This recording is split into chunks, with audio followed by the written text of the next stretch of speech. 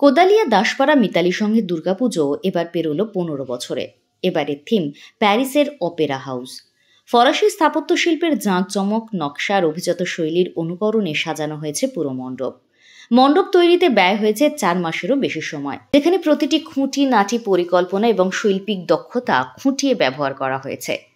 মণ্ডপের ভেতরে স্থান পেয়েছে 23 ফুট উঁচু দুর্গা প্রতিমা, যা এই পুজোর মূল আকর্ষণ।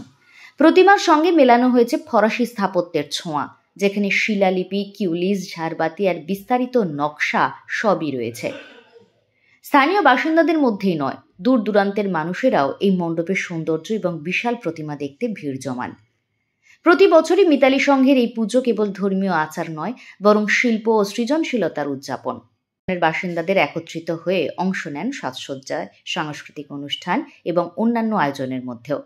এই অভিজ্ঞতা শুধু আনন্দ নয়, বরং স্থানীয় এবং দূরবর্তী দর্শকদের মধ্যে উৎসবের প্রতি কৌতূহল ও আবেগ জাগিয়ে তোলে। কোদালিয়া দাসপাড়া মিতালি সংঘের পুজো এখন একটি সাংস্কৃতিক ও শৈল্পিক প্রতীক হিসেবেই প্রতিষ্ঠিত।